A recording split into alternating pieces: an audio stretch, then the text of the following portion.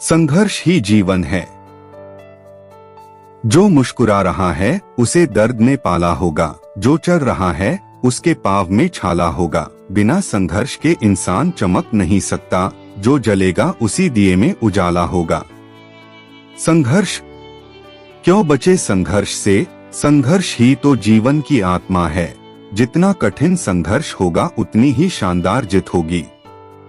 एक बार एक किसान भगवान से बहुत ही नाराज हो गया। किसान बहुत मेहनती था। बहुत मेहनत से वह खेतों में अनाज उगाता, उसकी देखभाल करता, पर अक्सर उसकी फसल खराब हो जाती। कभी सूखा पड़ जाता, कभी बाढ़ आ जाती, कभी तेज धूप, कभी आंधी, कोई न कोई कारण बन ही जाता कि उसकी फसल खराब हो जाती। एक दिन वह किसान गुस्से में आसमान की ओर देखकर भगवान से कहा, हे ईश्वर, आपको लोग सर्वज्ञता मानते हैं कि आप सब जानते हैं, कहते हैं कि आपके इच्छा के बिना एक भी पत्ता नहीं हिलता, पर मुझे तो लगता है कि आप छोटी सी छोटी बात भी नहीं जानते। आपको तो ये भी नहीं पता कि खेतीबाड़ी कैसे करते हैं। अगर आप जानते होते तो हर समय जो बाढ़, आंधी और तूफान आते हैं वो कभी नहीं आते। आप नहीं जानते कि कितना नुकसान उठाना पड़ता है हम किसानों को। यदि आप मेरे हाथ में यह शक्ति दे दे कि जैसा मैं चाहूँ वैसा मैं मौसम कर दूं, फिर आप देखना मैं अन्य के भंडार लगा दूंगा। भगवान इस किसान के तीखे वाक्य सुनकर मुस्कुरा रहे थे और वह किसान के सामने प्रकट होकर बोले, मैं आज से तुझे यह शक्ति देता हूँ कि तुम अपनी खेतों पर तुम्हारी जैसी इच्छा ही तुम वैसा मौसम कर दोगे। मैं बिल्कुल भी दखल नहीं दूंगा। तुम्हारी इच्छा से सब कुछ होगा। किसान बहुत खुश हो गया। किसान ने गेहूं की फसल अपनी खेतों में बोई। जब उसे लगा कि खेतों को धूप चाहिए तो खेतों को धूप मिले, जब पानी बरसना चाहिए तभी पानी बरसा। आंधी, तूफान, बाढ़ कुछ भी उसने अपने खेतों पर आने नहीं दिया। किसान के खेत में इस वर्ष ऐसी फसल हुई जैसी कभी नहीं हुई थी। हरी भरी लहलहाती फसल। मन ही मन वह बहुत खुश हो गया और सोचने लगा, अब सबूत के साथ दिखाऊंगा भगवान को कि इसे कहते हैं शक्ति का सही उपयोग। मेरी सफलता देखकर उन्हें अपनी नियम जरूर बदलने पड़ेंगे।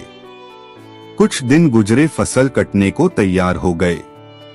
किसान बहुत उत्सुकता के साथ फसल को काटने लगा, पर जैसे ही उसकी नजर गेहूं की बालियों पर गया तो उसने अपना सिर पीट लिया और वह रोने चिल्लाने लगा। गेहूं की एक भी बाली के अंदर गेहूं का दाना नहीं था, सारी बालियां अंदर से खाली थी। किसान बहुत दुखी हो गया। उसने भगवान को रोते हुए फिर पुकारा, हे प्रभु, तुमने ये मेरे साथ क्या किया? क्या तुमने मुझे कोई सजा दी? भगवान बोले, पुत्र, ये तो होना ही था। तुमने पौधों को संघर्ष करने का मौका ही कहाँ दिया? ना तो तुमने उन्हें आंधियों से जूझने दिया, ना तेज बारिश से सहने दिया और ना ही धूप में तपने दिया।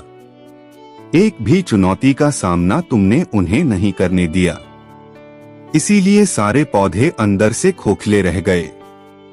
जब आंधी, तूफान, तेज बारिश और धूप पड़ती है तभी ये पौधा अपने अस्तित्व को बचाने के लिए संघर्ष करते हैं और इसी संघर्ष से एक बल पैदा होता है जिसमें शक्ति होती है, ऊर्जा होती है, और यही ऊर्जा पूर्ति तेरे गेहूं के दानों की तरह जो नहीं फूटी। तूने उन्हें कठिन परिस्थितियों से गुजरने ही नहीं दिया जहां उनके अस्तित्व का जन्म होता।